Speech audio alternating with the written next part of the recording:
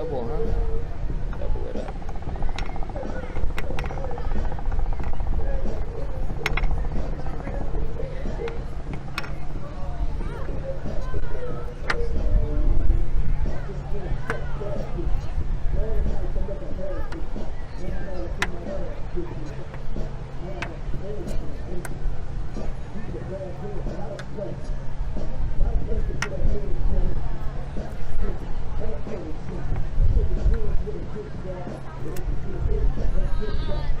Trying to go where I think you're trying to go, Stony.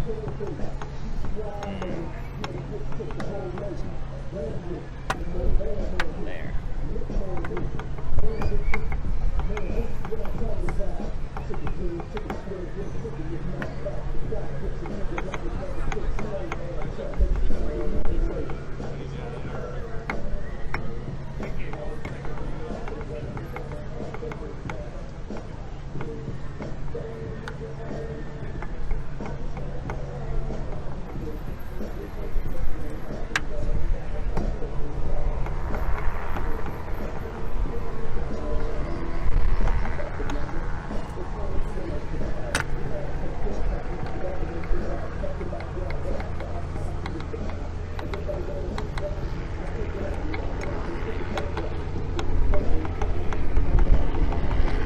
So you pissed me off the first game, man.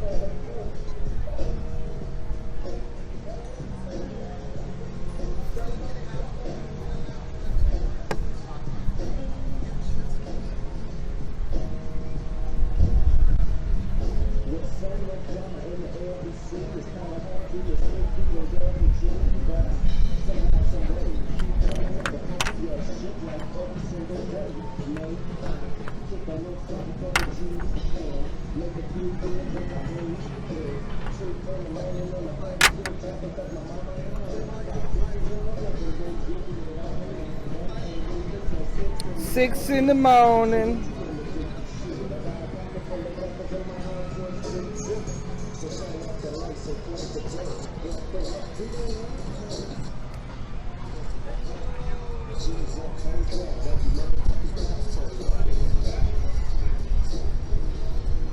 Sipping on gin and juice. In my mind, on my money, in my money, on my mind.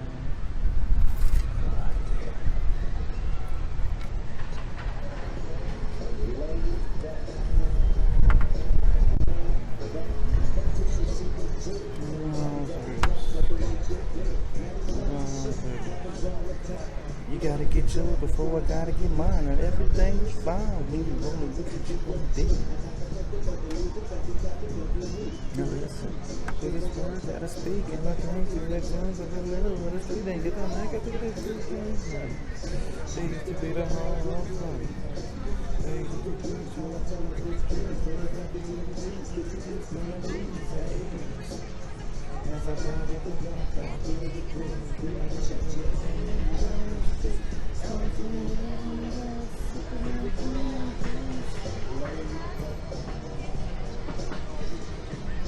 Rolling down the street, smoking and sipping on gin and juice.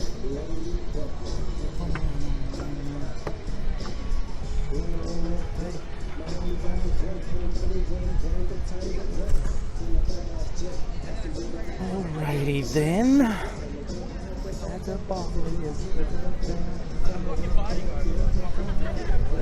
stopping, and I'm still popping and drink out of the poison rook.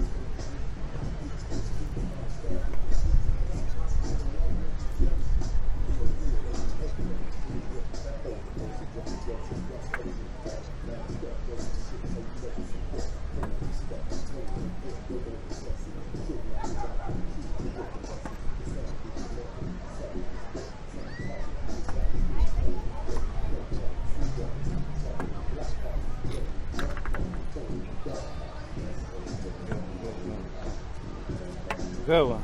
Good one. Ain't about material, it's about activity, right? You want to keep on going? You ain't won yet.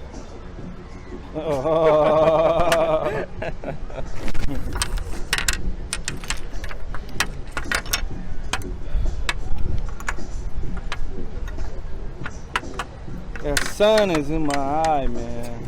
Sun's over there, bro.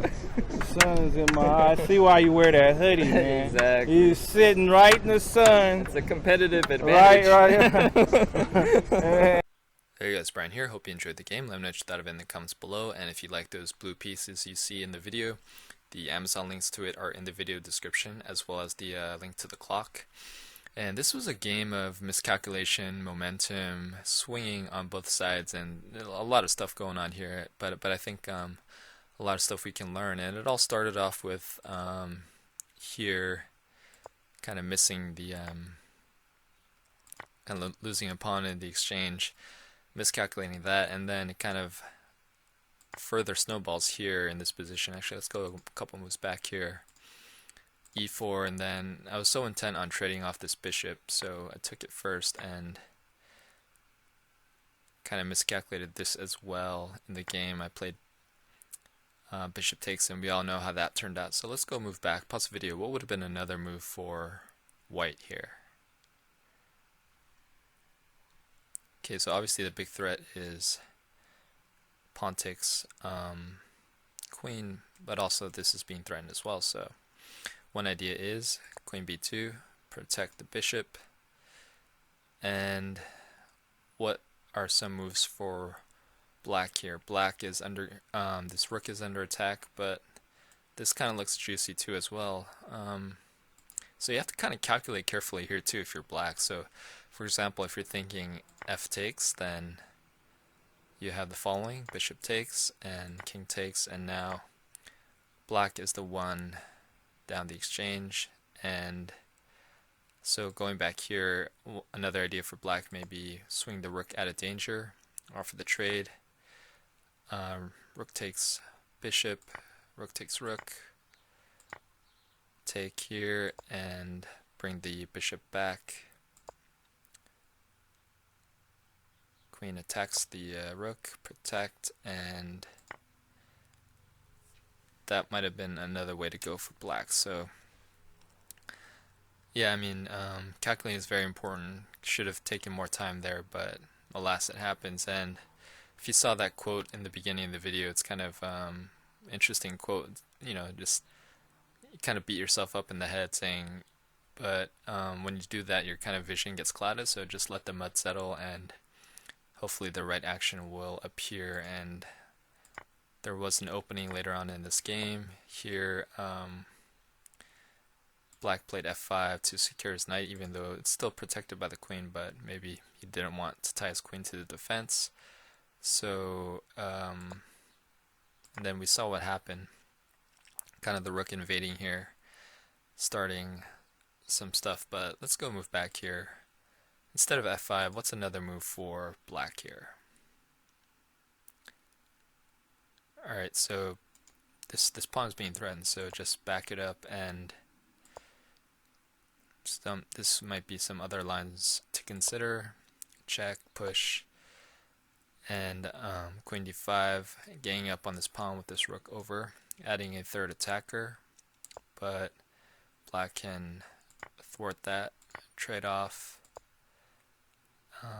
move the king up, and knight e5, and black is winning. So that's one way black could have handled that, but that did not happen, and we had the following: rook takes, and in the game black played queen a4, maybe with some ideas of coming in here and focusing on this square, and with the help of this knight, and delivering a mate if my queen or rook are too preoccupied up here. So maybe that was the logic there, but let's go move back, pause the video. What would have been another move for black here? Okay, one other problem with queen a4 is that the king is kind of loose here. So, you know, your black is up, so he probably should spend some time defending and trade off if necessary, and then go on the attack.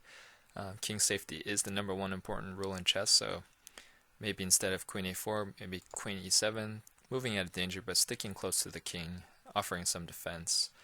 And if you want to pause the video, find a really gnarly move for white here. This is a cool move, and I'll give you a hint. Think about sacrificing. Alright, do you guys see it? One way to think about tactics is imagine how you would want the pieces to be if you had like 5 moves in a row. How sweet would it be if you had a rook right here, right? Because you're pinning the queen and the king, and the queen is defending, but this guy is pesky in the way. So one idea is bishop takes pawn, and can't resist that. And black is still winning, but makes the game more interesting. So that's another way black could have handled that.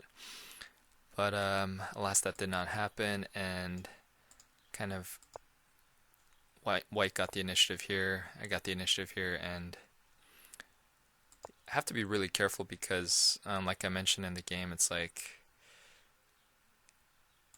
if you don't constantly check the king, if you allow black to have some time, you could come in here and start delivering mates. So gotta be really careful. But going here in this position in the game, played queen takes g6 check. But let's go move back, pause the video. What would have been the gangster move here for white. And it's a quiet but deadly move, and the answer is, well, first off, these are two of black's escape squares. How can he cut it off? Simply king g2, and mate is coming next, and what is black going to do? Black can sack here, but you don't even have to take, just check. And if queen comes here, then if you want to be really gangster, you don't take the queen, you just check with the pawn. So that would have been the way to go there, but I kind of felt like I didn't want to waste any moves. I would just want constant checks, and it's always nice to chase the king across the board. It's more fun that way. So, but very, very nice game. Learned a lot of momentum shifting, miscalculating on both sides, and it just happens. That's what happens in street chess, but a lot of stuff we can learn from both sides. So hope you guys enjoyed the game. Hope you guys enjoyed the analysis. Please don't forget to like, share, comment, and subscribe. Hit that bell notification, and thanks. I'll see you guys later.